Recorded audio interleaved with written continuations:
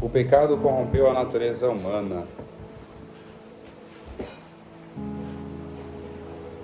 Quem teve a oportunidade de ler um pouquinho sobre a lição? É uma lição muito interessante. E eu começando a me aprofundar um pouquinho mais, eu vi que era mais interessante ainda do que eu imaginava. Eu falo que tudo que a gente faz, a gente vai precisar também de ajuda de alguém, né? Eu falo que eu tenho os meus mentores e mentoras, né?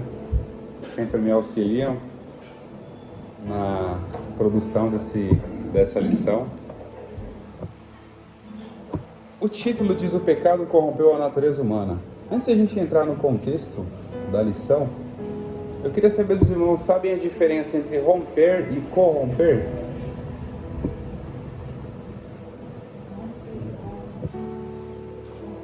Romper e corromper.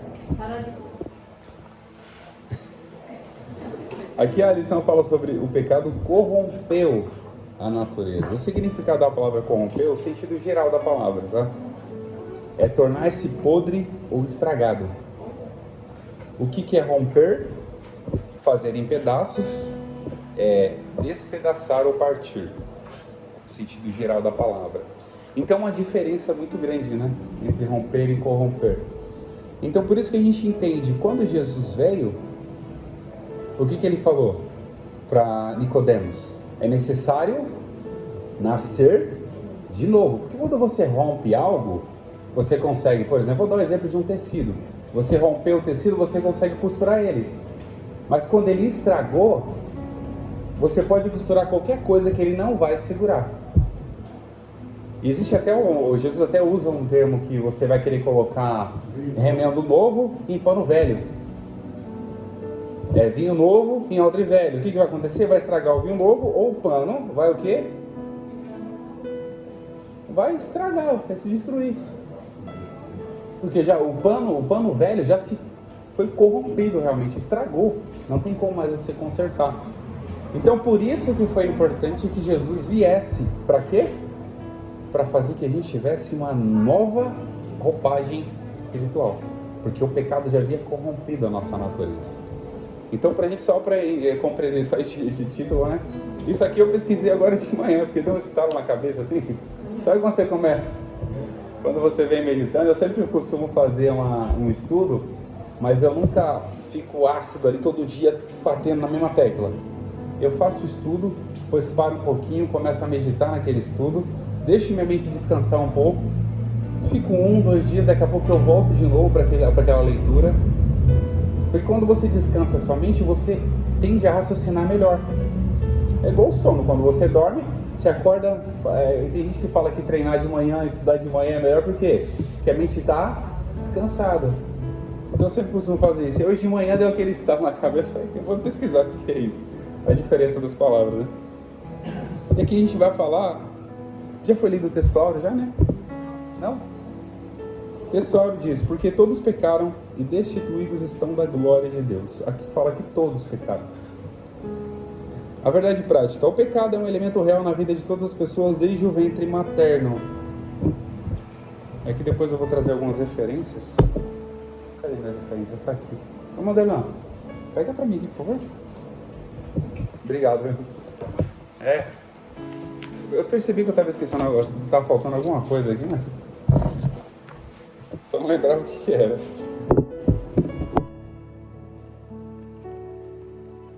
Aqui eu vou ler a introdução e depois eu vou falar da forma que eu costumo fazer. Vou ler só os tópicos e subtópicos e vou comentar sobre o assunto. Tá bom? Introdução, que diz o seguinte: o ser humano criado em santidade e à imagem de Deus foi corrompido pelo pecado de tal modo que somente em Cristo é possível a sua restauração. A sua restauração a Deus. O capítulo 3 de Gênesis relata como o pecado entrou na humanidade. Em Romanos 5, o apóstolo Paulo mostra a extensão dessa corrupção em todos os seres humanos. A presente lição pretende mostrar a origem e a dimensão do pecado e na humanidade e refutar à luz da Bíblia as principais crenças inadequadas. A doutrina bíblica do pecado e sua extensão. O autor do pecado. Aqui a gente vai ter um ponto bem interessante, quando fala sobre o pecado e a sua autoria. Quem é o autor do pecado? Quem é o autor do pecado?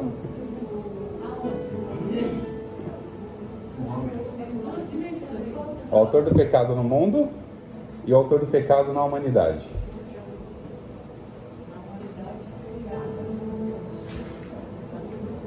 Que existe uma diferença entre autoria, que a gente vai entender agora, que o autor do pecado nada mais é quem? Satanás. Ele foi o autor, porque ele deu início na fase pecaminosa ali, na sua rebeldia, na sua rebelião. Depois eu vou trazer até algumas fundamentações bíblicas, a sua rebelião. O que Adão entra nessa parte? Ele entra como a porta de entrada, ou seja, tem muita gente que fala que o pecado se originou em Adão, mas a origem do pecado não foi em Adão. Adão foi a porta de entrada para o pecado, porque o pecado já existia. Já existia quando Satanás se rebelou, quando ele tentou. Tem até algumas algumas metáforas apresentadas na profecia contra a Babilônia, em Isaías capítulo 14, na profecia contra Tiro, em Ezequiel 28, e são metáforas que quando ele começa o profeta dá aquela profecia contra aquele reinado, e de repente ele entra num assunto que não faz muito sentido, não se encaixa naquele ponto. Isaías capítulo 12, verso 15 diz o seguinte: como caíste do céu, a estrela da manhã, filho da alva, como foste lançado por terra, tu que debilitaste as nações. E tu diz no seu coração: eu subirei ao céu acima das estrelas de Deus, exaltarei o meu trono. E no monte da congregação me assentarei, aos lados do norte. Subirei acima das altas nuvens e serei semelhante ao Altíssimo. E contudo, levado serás ao inferno mais profundo do abismo. Aqui em Isaías é uma metáfora. A profecia aqui é contra a Babilônia. Mas essa metáfora traz um sentido do que aconteceu com Satanás quando ele se rebelou contra Deus. Ezequiel no capítulo 28, e a profecia contra Tiro. 28, 14 ao 17. Tu eras querubim ungido para proteger, e te estabeleci.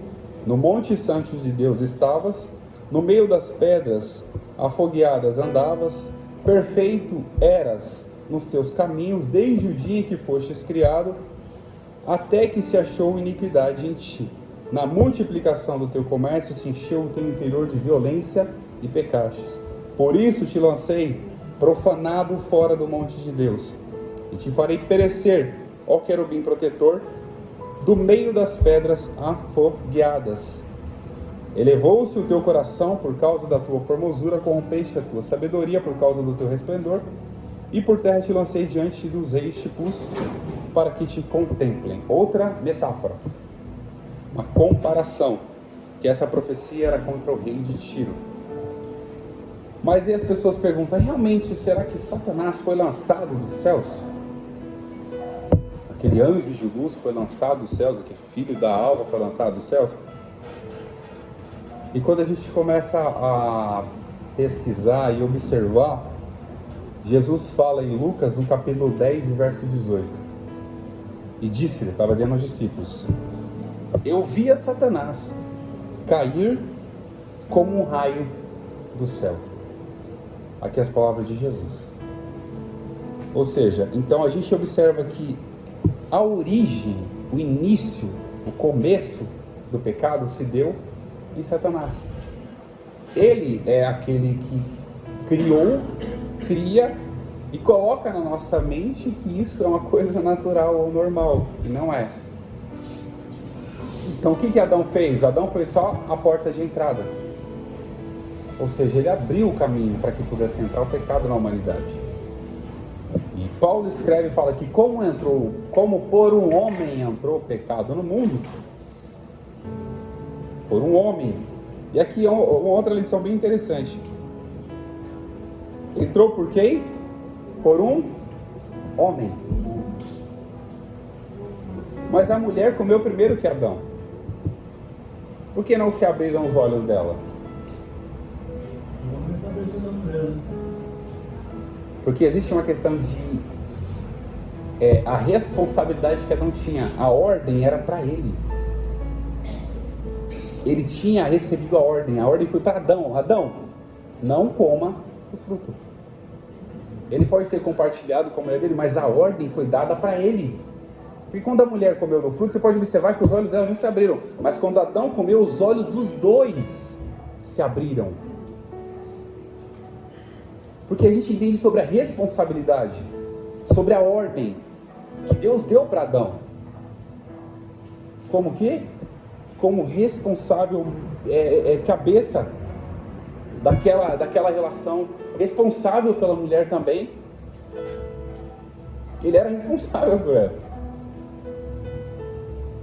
Então quando ele comeu do fruto, e o fruto não, a Bíblia não diz qual é o fruto, tá?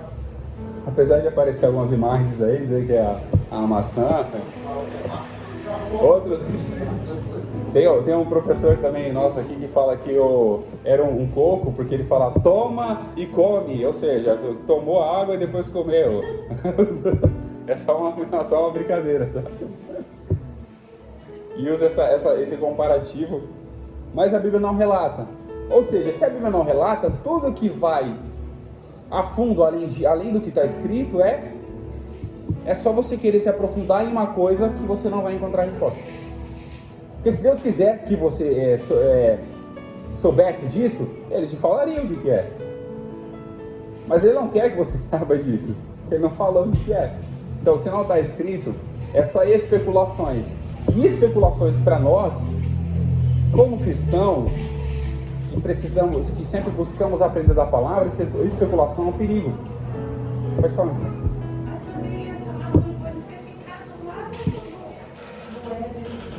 Não ter esse fruto por aqui. Sim. Sim. Se o Deus colocou anjos em volta, uma espada flamejante, girante, em volta do jardim para ninguém tocar no fruto, como é que o fruto está aqui fora? Então. O fruto está lá. E para mim, penso que isso é meu pensamento. Sim. O nome do fruto é fruto do conhecimento do Cristo. Como banana, maçã, pera. É fruto do conhecimento do Cristo. Adão tinha recebido uma ordem. E tinha outras árvores lá. Tinha outras árvores. Mas Satanás, como é astuto, ele foi tentar enganar a pessoa que ele se considerava que podia ser mais fácil de enganar. Foi para quem? Tentar convencer a mulher de que aquele fruto não mataria ela, mas sim ela seria como semelhante ou como Deus, teria o poder, conheceria o bem e o mal ali. Satanás tentou enganar ela, e com a astuta dele, ele conseguiu. E a gente sabe que na nossa vida cotidiana, diversos meios, eu até comentei uma vez com a irmã, eu falei que a mulher tem uma facilidade de ouvir a voz de Deus, e ela comentou, mas também tem a facilidade de ouvir outras vozes. Ou seja, a sensibilidade da mulher para ouvir a voz de Deus é a mesma sensibilidade para ouvir um sopro de Satanás para falar para ela fazer outra coisa que não é da vontade de Deus. Então, por isso que é importante toda a nossa responsabilidade como homens, cuidar das nossas mulheres, que nem ontem foi o Dia das Mulheres. Mas não é só ontem que era o Dia das Mulheres, é todo dia. É todo dia o Dia das Mulheres. Então, o cuidado tem que ser diário, todo momento. Porque a gente faz um comparativo aqui. Quem é a cabeça da igreja? É Cristo. E numa relação, quem é aquela pessoa que pensa, pensa e tem que trabalhar para aquilo? É o homem. É o homem. Então a mulher, a Bíblia fala, quando a mulher foi criada, ela falou, eu vou te fazer o quê? uma ajudadora, uma adjuntora, para os dois crescerem juntos. Então, Satanás procurou quem? A pessoa mais frágil ali naquele momento para poder... E ele conseguiu enganar. Não que a mulher, hoje em dia, não que a mulher seja um sexo frágil, alguma coisa assim. Não é desmerecer a mulher de forma alguma. A mulher é um pouco mais sensível para algumas coisas. Isso é muito comum. A mulher é mais sensível. A Bíblia diz que a mulher é o vaso mais frágil. Sim, então. Eu tenho um versículo de referência. Obrigado, meu Sara. A mulher é o vaso mais frágil. Ou seja, você não vai tratar um homem como você trata tratar a mulher como você trata um homem. Você não vai conversar com a mulher como você conversa com o homem. Porque o homem daqui a pouco ele está gritando, dando com o outro, daqui a pouco está lá, apertando a mão, fazendo as pazes e pronto. Agora se você fala assim, mais duro, mais grave ou agressivo com a mulher, cara, você fere os sentimentos dela. E o que Satanás fez? Procurou aquela pessoa que ele poderia enganar mais fácil. Mas quando ela comeu, eu volto a dizer, os olhos dela não se abriram. Ela não teve conhecimento do bem e do mal naquele momento. Mas o que ela fez? Adão, eu comi. Ele falou, poxa, mas não mudou nada nela. Ela comeu, não mudou nada nela. O que ele pode ter pensado? Até uma irmã comentou comigo. Ele deve ter pensado, Deus mentiu. Deus se enganou. Deus estava enganando a gente, não queria que a gente comesse do fruto. O que ele fez? Comeu. E aqui entra duas questões. Primeiro, a desobediência. Quando a gente recebe uma ordem direta de Deus, se a gente não obedecer, a gente peca contra ele. Adão recebeu uma ordem direta. Não foi por terceiros, não foi por intermédio de uma revelação direta da palavra, uma pregação. Não foi. Foi direta. Deus falou com ele, você não vai comer desse fruto. Coma de qualquer outro. Tinha um monte de árvore lá, porque ele escolheu logo essa. Porque ele deixou com que aquele fruto fosse entregue para ele e ele comesse. Porque tinha outros frutos lá. Mas Satanás enganou ela. E ela deu para Adão. Adão desacreditou que realmente Deus havia falado a verdade sobre aquilo e comeu. Quando ele comeu, veio a sentença. A sentença, ele descobriu que ele estava nu. Ele descobriu que ele estava sem roupas. Porque aí entrou o quê? O pecado no coração. Ele começou a ter maldades, ver maldade naquelas situações. Para quê? Ele começou a ver maldades naquilo e automaticamente ele sentiu vergonha.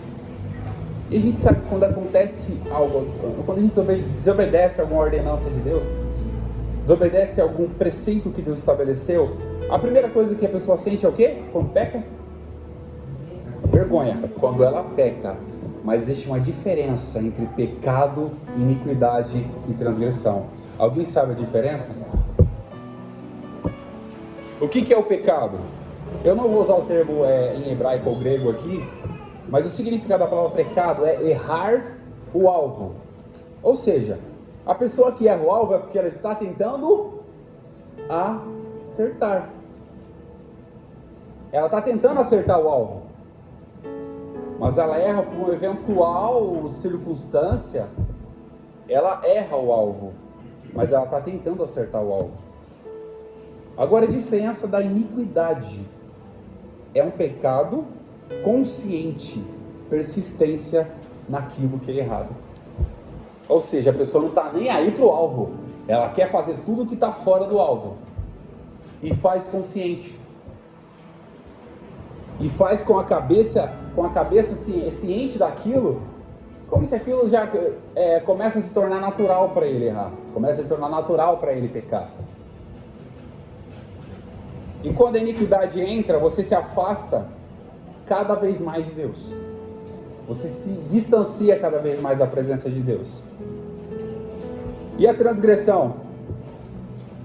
A ir além do limite, sem a intenção de pecar. Ou seja, Adão transgrediu? Por quê? Porque ele tinha consciência da ordem que ele tinha recebido. Adão cometeu iniquidade? Se for avaliar o comparativo entre iniquidade e pecado, ele não cometeu iniquidade. Por quê? Porque ele não se manteve naquilo. Foi um erro que ele cometeu, mas o pecado se perdurou. Ou seja, ele cometeu um pecado, ele recebeu uma ordem, ele tinha o objetivo, ele tinha o alvo, ele sabia qual era o alvo dele, que era se manter ali obediente a Deus. Ele errou.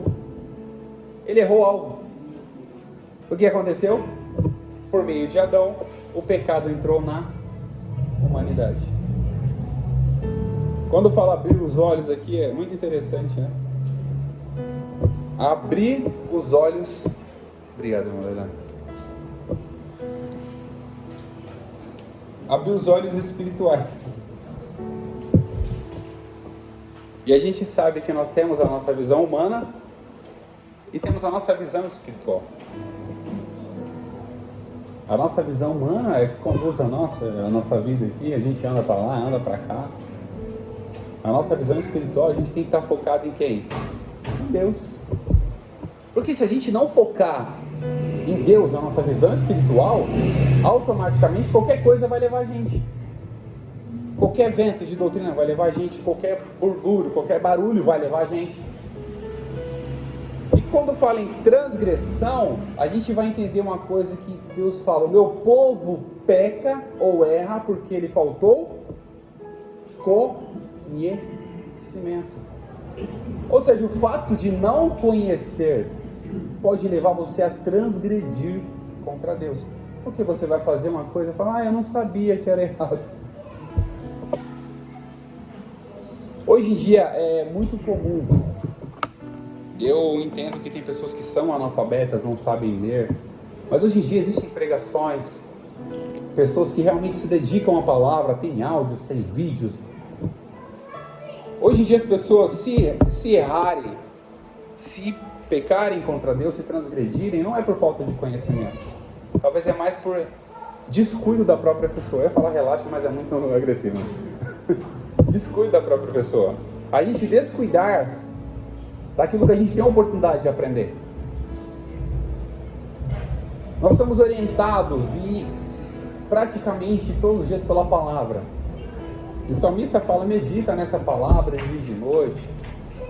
Busque ao Senhor enquanto você pode achar. Invoque enquanto Ele está perto. A palavra de Deus, ela é viva e eficaz e mais penetrante do que qualquer espada de dois gumes. Ela penetra até a divisão da alma, do espírito, e é apta para discernir pensamentos e intenções do coração. E a gente sabe que o fato de conhecer a verdade nos liberta. João 8,32, se não me falha a memória, diz: e conhecereis a verdade, e a verdade vos libertará. Ou seja, precisando conhecer? Sim, conhecer a verdade. E depois conhecer coisas seculares. Porque a palavra tem tantos fundamentos, tem tantas coisas maravilhosas, riquíssimas para nós. E é o alicerce e a condução das nossas vidas. Nós conhecemos a Jesus por intermédio da palavra. Nós sabemos que Deus e o mundo, Deus criou os mundos e a humanidade por intermédio da palavra. Nós sabemos que todas as coisas foram feitas pela palavra. Como é que a gente vai deixar de lado aquilo que pode libertar a nossa mente? E é o que nós estamos fazendo aqui.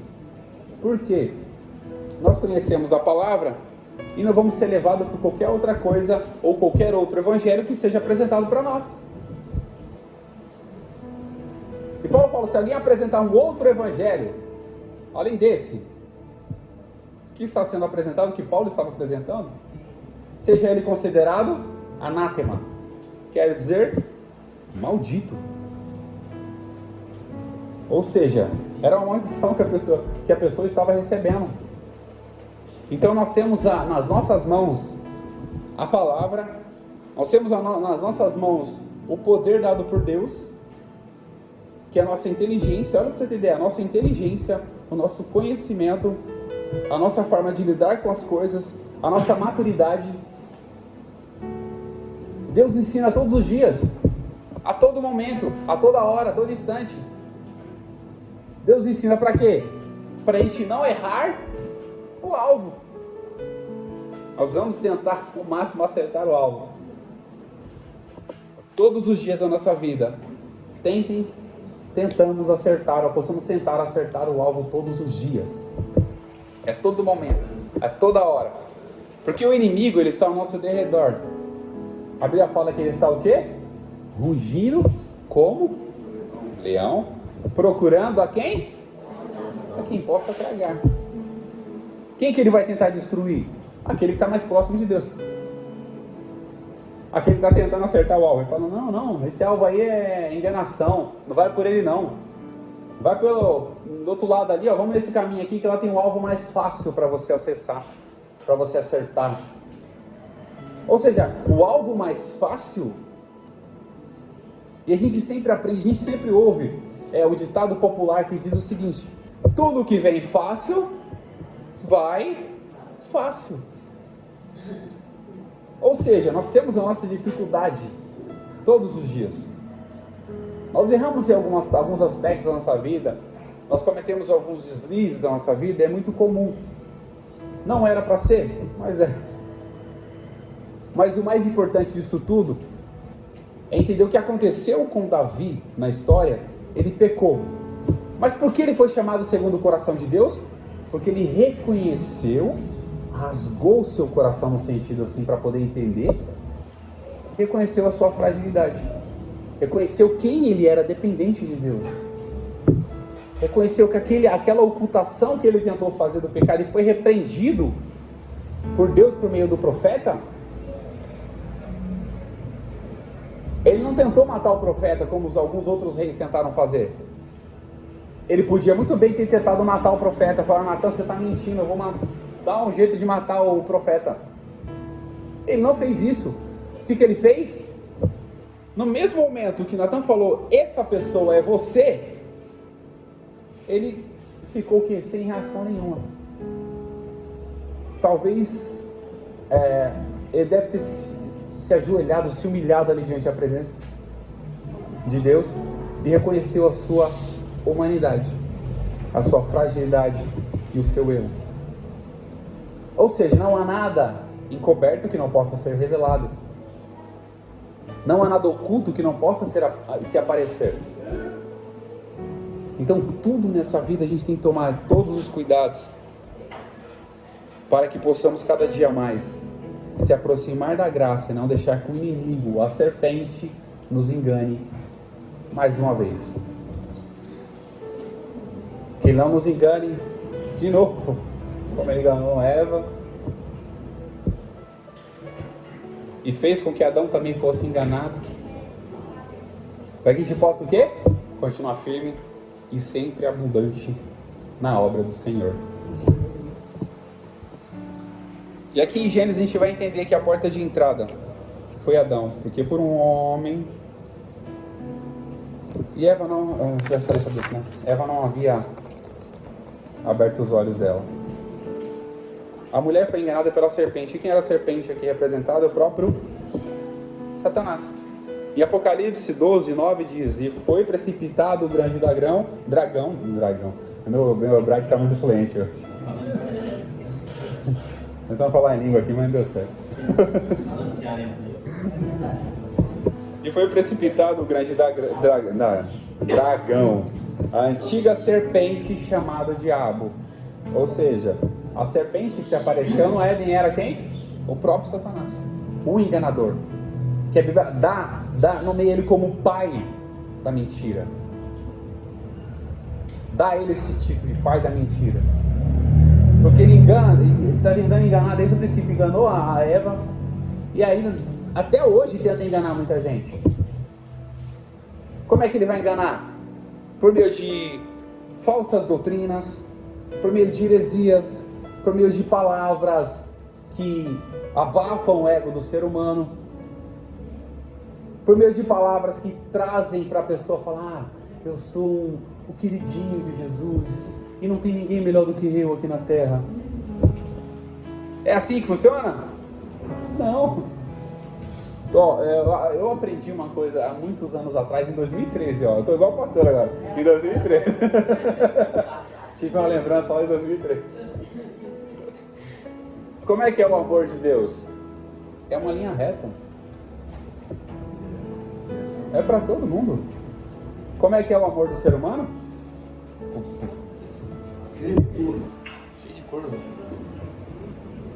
É assim. Então, o mesmo amor que Deus teve por mim, Ele tem por vocês, tem por todo mundo e até por aquela pessoa que está lá fora. Que quando Ele viu Jesus, Ele falou: porque Deus amou o mundo de uma tal maneira que deu o seu Filho. Ele amou o mundo. Mas será que todo mundo tem a vontade e o prazer de estar na presença do Senhor como nós temos? Nem todo mundo tem. Para que todo aquele que nele crê, para que todo aquele que nele crê. Ou seja, é uma condição. Aquele que nele crê. Ou seja, as pessoas, Deus amou o mundo inteiro, mas Ele precisa que as pessoas creiam no amor dele, para que possa ter o quê? A vida eterna. É a condição, crer, acreditar. Não acreditar na minha intelectualidade, no meu conhecimento, no meu modo de falar, mas acreditar em Jesus, que é verdadeiro. Nós vimos a Jesus? Nós somos bem-aventurados, que a Bíblia fala que bem-aventurado aquele que não viu e creu. Jesus falou isso para Tomé: bem-aventurado aqueles que não viram e creram. Ou seja, o fato de nós estarmos aqui, nós já somos bem-aventurados. E bem-aventurado é o quê? Bem-sucedidos. E bem-sucedido não é ter riqueza, não é ter a conta cheia, não é ter o carro do ano, mas é ter a graça de Deus no coração. É ter o amor de Deus no coração. É ter a paz que excede todo e qualquer entendimento. E Jesus fala pra gente: eu deixo a minha paz com vocês, a minha paz eu dou a vocês. Eu não dou como o mundo dá, mas a paz eu dou para vocês, eu estou dando. Você tem ideia do privilégio que é isso? Ele não está emprestando, Ele não vai tirar depois, Ele está te dando. Só recebe quem quer, só alcança quem quer, quem acredita, quem crê em Jesus. Então, se nós estamos aqui hoje, porque nós acreditamos, e aquele pecado lá no começo não reina sobre as nossas vidas, porque nós não estamos debaixo da lei, mas debaixo da graça de Jesus. Nós estamos debaixo da potente mão do Senhor, que protege as nossas vidas todos os dias, nos livrou da culpa do pecado. Romanos, se não me engano, Romanos 8 fala: porque agora, portanto, nenhuma condenação há para aqueles que estão em Cristo Jesus, que não anda segundo a carne. Eu vou até ler aqui, calma aí. Romanos capítulo 8, eu quero ler esse versículo. Portanto, 8 primeiro. Portanto, agora nenhuma condenação há para os que estão em Cristo Jesus, que não andam segundo a carne, mas segundo o Espírito. Ou seja, se você andar segundo o Espírito, nenhuma condenação vai haver para você. Andar segundo a graça de Jesus, segundo o amor, segundo o perdão e a misericórdia, nenhuma condenação vai haver para você. Mas se você fugir disso para a direita ou para a esquerda, se você for para um lado e falar: esse lado aqui acho que é melhor. Você já parou para observar que a gente acha que alguma coisa é boa e de repente Deus faz coisa totalmente diferente e você, como ser humano, se surpreende? Porque Deus não surpreende ninguém, porque Ele já sabe o que Ele vai fazer. Como ser humano a gente se surpreende. E você fala: poxa, isso aqui é muito maior do que eu esperava. Isso aqui é muito maior daquilo que eu imaginava. Eu estava conversando com um jovem ontem à tarde, e E eu falei pra ele, ele tava com aquela adolescência, chega na adolescência, pré-adolescência, juventude, a mente parece que vira um turbilhão de coisa, né? Você começa a pensar em emprego, você começa a pensar em faculdade, você começa a pensar em um monte de coisa. Então a mente vai só recebendo informação, e cria aquela agitação. O que vai ser do meu futuro? O que vai ser disso? E eu conversei com o Thiago, eu falei o seguinte, ó, a nossa sociedade, por exemplo, no século XXI, tende muito a falar para você, você precisa ser uma pessoa, um doutor, você precisa ser uma doutora, você precisa ter formação, graduação, você precisa ter faculdade, você precisa ter pós-graduação, você precisa ter mestrado, doutorado, você precisa ter um monte de coisa. A nossa sociedade pressiona as pessoas para isso.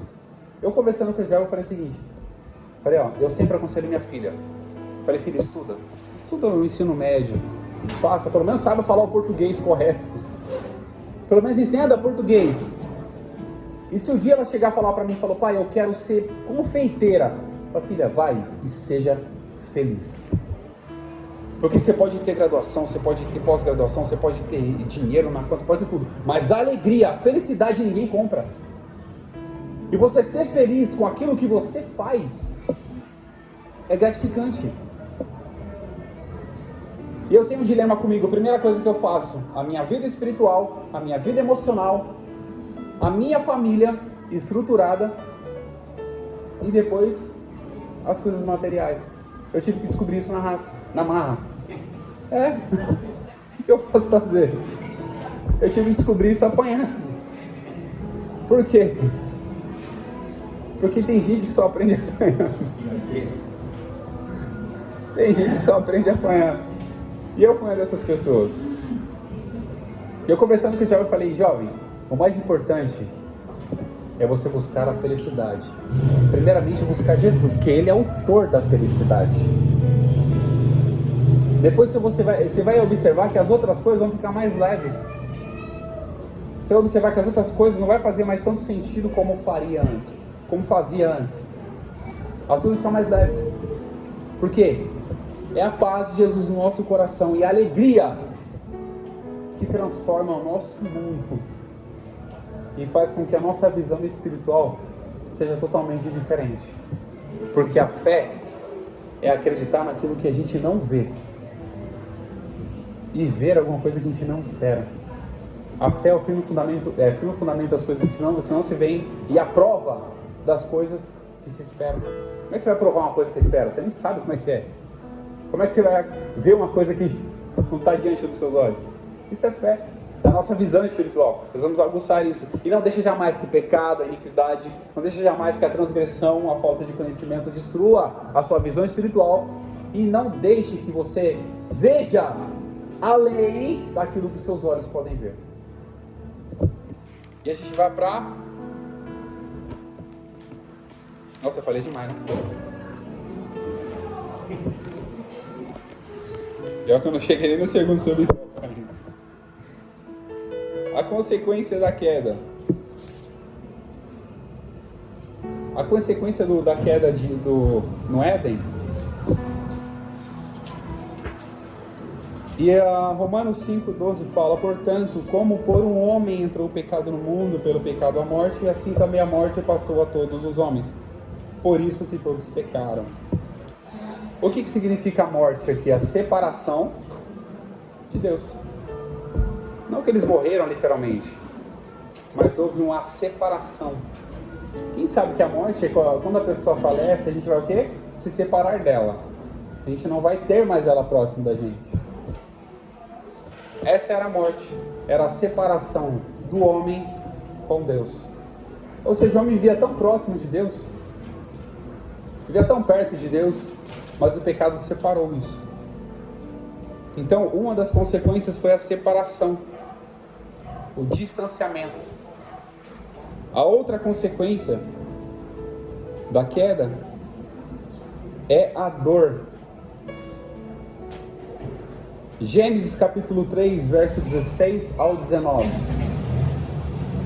E Deus fala, e a mulher, multiplicarei grandemente a sua dor e a sua conceição.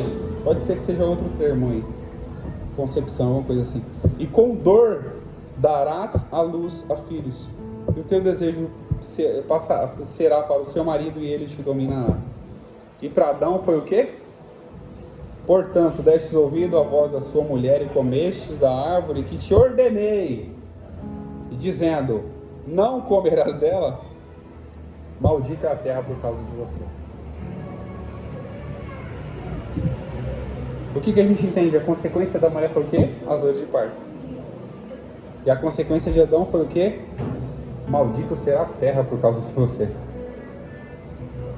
Ou seja, por causa de Adão, todos nós somos consequenciados. E até a salmista fala também, né? Em iniquidade foi formado, no pecado me concedeu a minha mãe. E a extensão do pecado? A extensão do pecado, ela veio de Adão até nós, até Jesus, que quebrou essa continuação do pecado dominar sobre a humanidade. O pecado chegou até Jesus. Jesus veio como homem, sentiu as dores de um homem. E a gente falou muito aqui, esvaziou-se da sua glória, fez-se semelhante aos homens, humilhou-se até a morte, e uma morte de cruz. Para quê? Para que o pecado não domine mais sobre a sua vida. Para que o pecado não domine mais sobre você.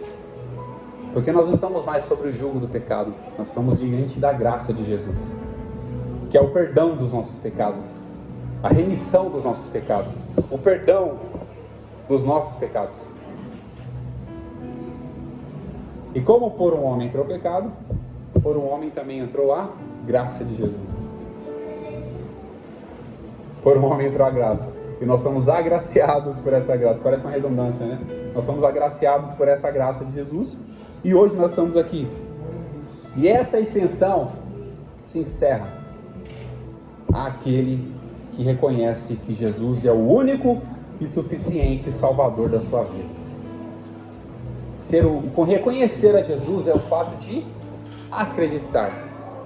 Reconhecer a Jesus como autor e consumador da nossa fé, reconhecer que Ele veio, morreu na cruz, venceu a morte, venceu o inferno, perdoou os pecados de toda a humanidade, para que aquele que se aproxima dele não tenha nenhuma condenação, mas seja salvo pela graça de Jesus.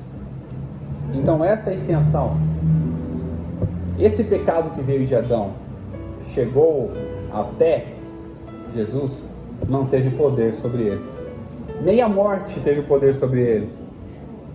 Ele venceu a morte. Se ele não entregasse o Espírito, eu até costumo dizer, se Jesus não entregasse o Espírito, ele estaria até hoje na cruz. É uma comparação, tá? Não vai achar que Jesus estaria até hoje, não. Se ele não entregasse o Espírito, porque a morte não tinha poder sobre ele, e nem o pecado também tem poder sobre ele. Ou seja, se nós estivermos em Jesus, o pecado não tem poder sobre nossas vidas. Porque a graça, a misericórdia e o amor dele vai abundar nos nossos corações, vai fazer com que a gente esteja cada vez mais próximo da misericórdia e do amor, e seja isso até o fim das nossas vidas ou a volta de Jesus. Pode falar, né? Voltando ao começo de Adão e Eva, Satanás, então, as coisas que esperou Eva ficar sozinha. Porque, como que se ele vai, Adão então junto de Eva, também junto com Adão, como que ele ia falar com Adão se Adão não tomou um dos bichos? A serpente não falava, por que agora vai falar? O bicho Faz sentido, né? era tanto que, para ele tentar Jesus, ele às vezes está sozinho, se Jesus estava cheio. Diferença? Aham. Jesus ficar sozinho no deserto. Agora eu quero. Interessante, né? Porque Jesus tinha a própria palavra. E isso cabe a nós também, meditar, não ficar sozinho. mais na palavra. Sim. Boa análise, hein? Então, aguçando a mente, assim, sabe? Isso aqui é bom. Eu gosto disso, sabia? Eu gosto de participação. Porque às vezes a criatividade, pontos, vai... Eu tantas vezes já fui e sentei no banquinho aí, daqui a pouco via dar aquele estalo na minha mente, eu falava, de repente os professores, nossa, que legal, interessante, então eu gosto disso. É legal. Porque acho que foi um do discurso de Adão também deixar Eva sozinho. Ou Adão relaxado. Adão relaxado. Ele colocou o nome em todos os animais. O trabalho dele já tinha acabado já. Por que ele deixou a mulher sozinha? Ele já tinha colocado o nome dos animais, já tinha colocado... Por que ele deixou a mulher sozinha? Vacilou, hein? Vacilou, Adão. Mas aqui vai um comparativo. O segundo Adão não deixa a gente sozinho. O primeiro deixou a mulher. O segundo não deixa a gente sozinho, que é Jesus. Ele estará conosco todos os dias, está conosco todos os dias e vai estar até a consumação dos séculos. É mais fácil a gente se distanciar dele do que ele se afastar de nós. É mais fácil a gente abandonar ele do que ele abandonar a gente. Ele nunca vai abandonar a gente. Ele nunca vai abandonar. Ou seja, o que o pecado tenta fazer? Deformar a criação de Deus. Mas Jesus veio para quê? Para fazer uma nova forma disso. Um novo nascimento. Dar uma nova oportunidade. Aquele pecado que corrompeu, Deus está falando para você, Deus está falando para nós, não corrompe mais o seu coração, porque eu estou fazendo vocês uma nova criatura. A imagem de Deus está sendo reestabelecida, foi reestabelecida nas nossas vidas. E a gente sabe que o pecado deforma qualquer pessoa. É muito comum fazer um comparativo, você vê pessoas no alcoolismo, nas drogas, você vê que a pessoa é deformada. O que a droga faz? Deforma a pessoa. Assim, o pecado deforma a nossa vida espiritual. Mas com Jesus, ele reconstrói isso de novo. E a gente tem o comparativo do vaso e o olheiro. O vaso que se quebrou. O que ele fez? Eu vou fazer outro. Mas eu vou usar esse vaso. E é assim que Deus faz. O pecado tentou destruir a nossa vida. Jesus veio e reconstruiu. Falou, eu vou encher, eu vou formar esse vaso de novo. Vou moldar esse vaso de novo. E vou encher ele. Para fazer a diferença onde ele está.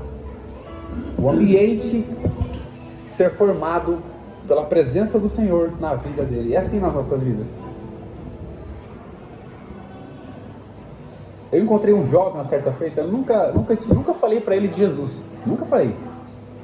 E eu achei tão interessante aquilo. Ele me parou do nada, assim, eu estava entrando numa viela de moto. E aí, tudo bem? Eu sempre cumprimentei, sempre foi muito gentil. Você pode observar, eu passo na rua que eu falo com todo mundo aqui. No meu carro, se eu passar, a buzina, não sei como a buzina está funcionando ainda, eu passo buzinando. Sai buzinando. E ele chegou e falou para mim o seguinte, falou, que dia que é o culto lá? Eu nunca falei de Jesus para ele. Mas olha para você ver como é interessante. O seu comportamento, a sua vida diante da sociedade. Você acha, mas eu preciso falar de Jesus é importante? Com certeza, se der a oportunidade para falar, fale. Mas a pessoa está olhando para você antes de você falar. A pessoa olha para você antes de você falar. Quando tá muito calor assim, eu vou pra academia de short, eu ando de short. E eu encontrei com ele, eu tava de short. Ele falou, qualquer dia eu vou lá na sua igreja. Não, a igreja, eu só não falei pra ele que a igreja não era minha, pra não... A igreja é de Jesus. E ele falou isso pra mim. Você vai me receber? Eu falei, com certeza, você vai ser bem-vindo. Porque as pessoas observam o nosso comportamento. E isso era a imagem que o pecado queria tirar. Hoje nós temos a imagem de Jesus. Conhecido de Jesus. E vivemos a palavra de Jesus. E ninguém vai tirar isso de nós. Ninguém vai roubar isso de nós. O inimigo pode tentar, mas ele não vai conseguir. As situações podem tentar, mas não vão conseguir. Porque maior é o que está conosco do que aquele que está com o mundo. que está dizendo? Maior é Jesus conosco do que o inimigo que está operando no mundo. Maior é a graça do que o pecado. Maior é o perdão do que as coisas que o mundo oferece para nós. Isso é muito maior. E a gente vai entrar num ponto aqui, que para a gente poder conhecer tudo isso, a gente precisa entender que quando a gente conhece a palavra, entende realmente o que a gente pode defender, a gente vai entender que vai aparecer heresias. E essas heresias, essa aqui até eu vou ler porque é bem interessante isso. Que é o pelagianismo. É a heresia mais antiga, é o segundo subtópico, tá? Primeiro tópico. É a heresia mais antiga da história da igreja no tocante à pecaminosidade do gênero humano. O nome vem de Pelágio, um monge erudito britânico que se transferiu para Roma em 409 e foi contemporâneo de Agostinho. Qual é o conteúdo doutrinário disso? A princípio, a doutrina teve acolhida popular e não era considerada herética porque parecia se tratar de um assunto meramente ético e não teológico. Ou seja, o que essa doutrina fala? Que o ser humano não nasce em pecado. A transgressão de Adão não afeta diretamente os outros. E não existe pecado original. Não existe corrupção geral do gênero humano. Essa doutrina trata disso. Vocês acham que se o pecado não se perpetuasse, seria necessário Jesus ter morrido na cruz para perdoar os nossos pecados? Se o pecado não tivesse origem no Éden, seria necessário nascer um segundo Adão para poder perdoar os nossos pecados, morrer numa cruz? Ou seja, o sacrifício de Jesus seria em vão. Mas não foi em vão, porque o pecado se perpetuou até Jesus, na humanidade até Jesus. Nós pecamos, fomos destituídos da glória de Deus, mas Jesus fez o quê? Nos restituiu para a glória de Deus, nos restituiu para a graça, nos restituiu para o amor de Jesus. Então essa doutrina falava que o homem não nasce. E aqui a gente vai ter em Salmos, vou ver se eu anotei esse aqui.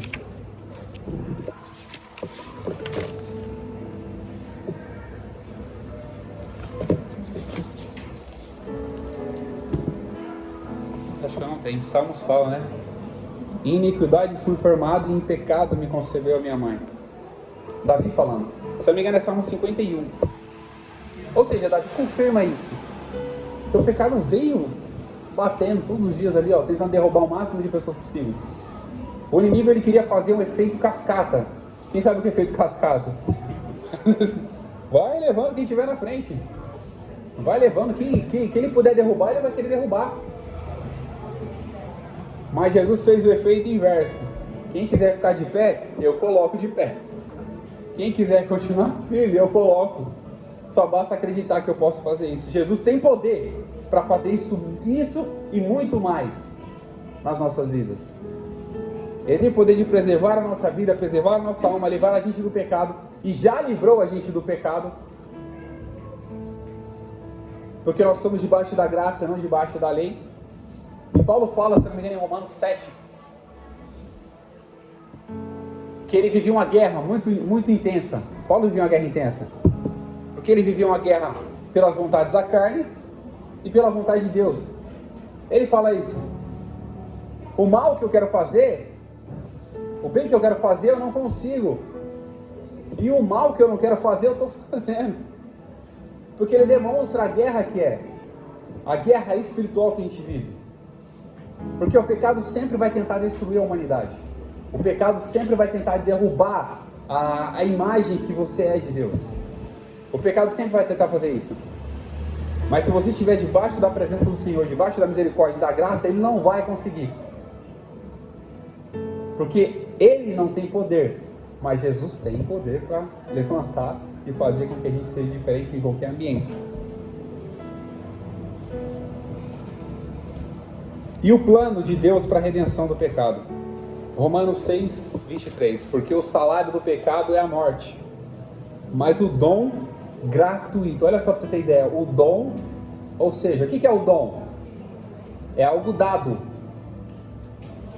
Ou seja, Deus está dando para a gente de forma gratuita a vida eterna para aqueles que creem em seu nome.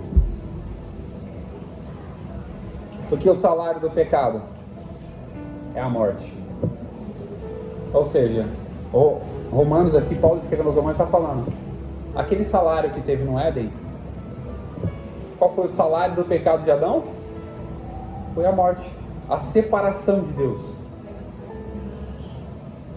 Mas quando a gente entra na graça, depois de Jesus morrer e ressuscitar ao terceiro dia, Ele nos deu o dom gratuito, ou seja, nós não vamos pagar nada por isso. Não tem valor nenhum que pague isso. Ele está dando para a gente de graça a vida eterna. E não é qualquer vida eterna, porque a nossa dimensão humana, a nossa capacidade de pensar, a gente vê que, se não me engano, em Apocalipse fala, né?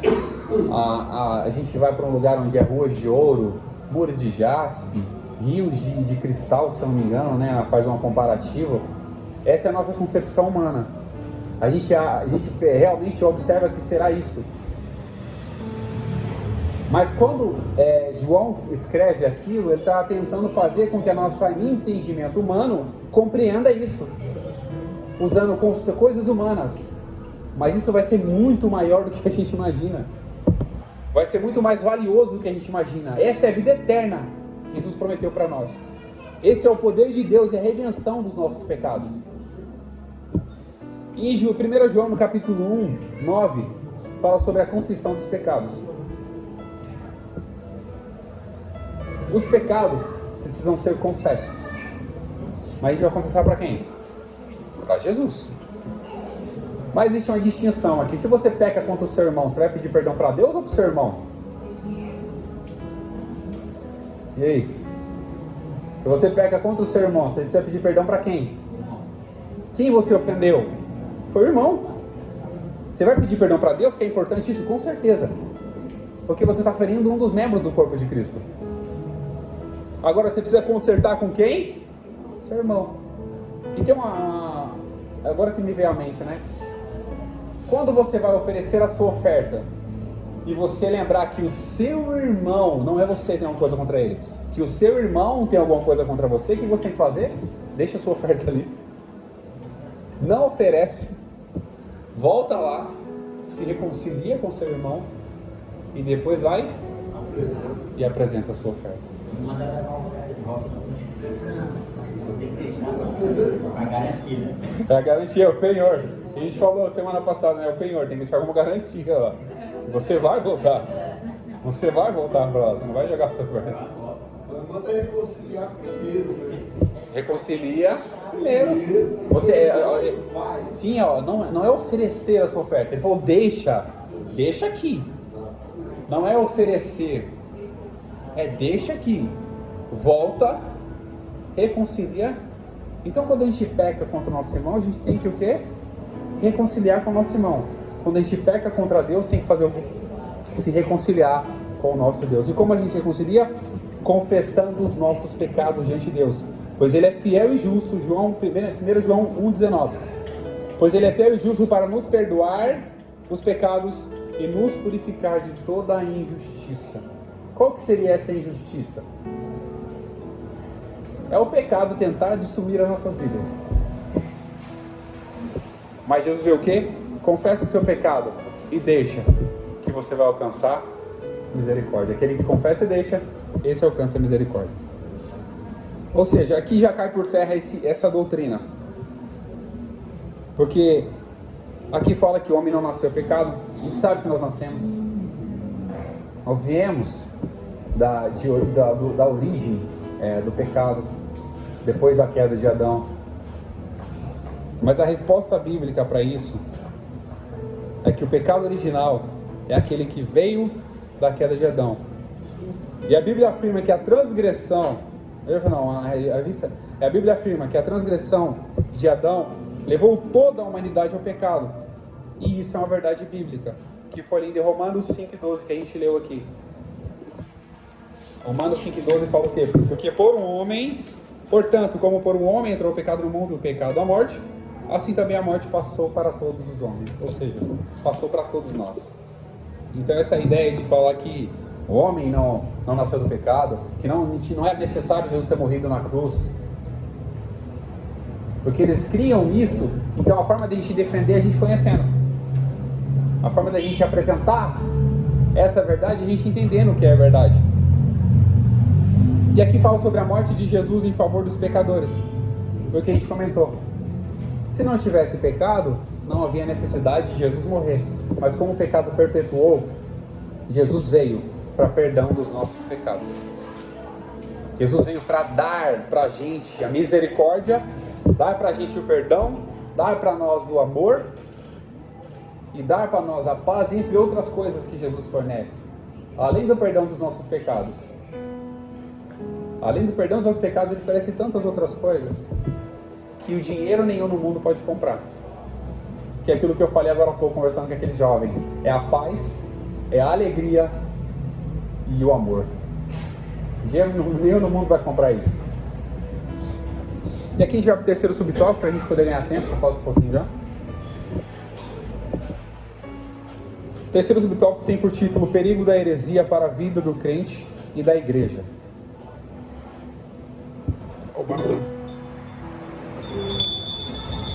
Falta 10 minutos. Esse sininho aí tá desviado.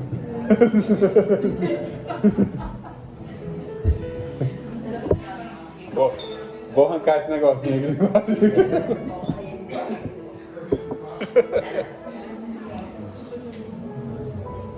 O pensamento, o terceiro tópico do o primeiro subtópico.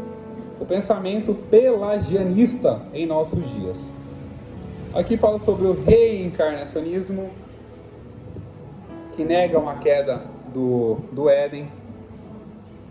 O movimento relacionado, denominado como ciência cristã, nega a existência do pecado. O mormonismo, a transgressão de Adão não passou para a raça humana. Ou seja, tudo isso é contrário àquilo que a gente aprende. Aqui é o que a gente aprendeu aqui, com referências que foram dadas. É tudo contrário. Ou seja, a gente tem que ficar atento a esses perigos que aparecem. Porque se você dá margem para isso, automaticamente você vai negar outras coisas, muitas outras coisas. Se você acreditar, fala, poxa, o pecado não entrou para a humanidade. Então você começa a pensar, mas Jesus morreu pelo pecado da humanidade. Então se o pecado não entrou na humanidade, não era necessário Jesus morrer. Você vai começar a entrar em uma linha de raciocínio totalmente perturbadora. Você precisa acreditar. Jesus veio porque era necessário ele vir. Jesus morreu porque era necessário ele morrer. Jesus ressuscitou porque era necessário ele ressuscitar para perdão dos nossos pecados. Ou seja, esses perigos que aparecem, nós vamos eliminando aos poucos, conforme a palavra nos ensina. Aqui eu vou ler o segundo subtópico do terceiro tópico. Quando as pessoas não reconhecem bem as crenças e as práticas da sua igreja, terminam atraídas facilmente por ensinos diferentes que às vezes lhe parecem corretos. Por isso, nem examinam os seus fundamentos. E aqui é uma frase muito interessante. O analfabetismo... Nossa, meu inglês está fluente aqui. O analfabetismo bíblico é o drama do século que tem levado essas pessoas para o erro doutrinário. Ou seja, as pessoas às vezes não são analfabetas, elas sabem ler, sabem escrever, mas não buscam conhecimento na palavra, não buscam conhecimento da verdade, não buscam entender o que realmente Cristo quer falar com aquilo. Porque se a gente não conseguir compreender certas coisas, a gente não vai conseguir compreender realmente o porquê que a gente está aqui, ou porquê que a gente se reúne para poder adorar, ou porquê que a gente se reúne para poder louvar. Para quem é esse louvor? Se a gente não se aprofundar na palavra, a gente não vai compreender isso. Então é necessário que a nossa geração... E eu falo, gente, é difícil você encontrar algum analfabeto bíblico, tá? É difícil. Eu estava até comentando com o irmão uma vez, eu falei, hoje em dia até para pregar, até para dar estudo, é um pouco mais difícil, porque as pessoas têm entendimento. As pessoas buscam conhecer. Hoje em dia, para você enganar as pessoas não é tão fácil. E eu falo, uma vez eu fui ouvir uma pregação que eu fiquei tão triste. A pessoa usou um texto, com contexto, mas sem fundamento. Olha para você ter ideia. Você tem um texto da Bíblia? Tem? Eu acabei de ler alguns textos aqui. Tem um contexto do histórico? Tem. Tem um contexto. Mas tem que ter o fundamento. Qual é o fundamento daquilo? Para que aquilo? O que aquilo está querendo ensinar para a gente? Agora, se eu tentar me fundamentar nas minhas ideias, falar, eu acredito que é isso. Não. Se eu não pregar a palavra, se eu não falar da palavra, a minha palavra é vazia. Porque o que conduz o homem para perto de Deus é a palavra de Deus. O que conduz a mulher para perto de Deus é a palavra de Deus, obedecer a palavra, é seguir a palavra, seguir os mandamentos. E quais os mandamentos? Amarás o seu teu Deus acima de todas as coisas, o seu próximo como a ti mesmo. Os mandamentos que Jesus deixou, eu resumo esses mandamentos todinho em dois. Amarás o seu teu Deus acima de todas as coisas, que é a nossa vida espiritual. Nós precisamos buscar entendimento na nossa vida espiritual. E amarás o seu próximo como a você mesmo. E aqui é um paralelo bem interessante, porque amarás o seu próximo como a você mesmo. Mas se você não se ama, como é que você vai amar o seu próximo? Ontem nós tivemos aqui um evento, eu achei incrível as mulheres, eu estava ali fora, que na verdade eu estava lá em casa, né?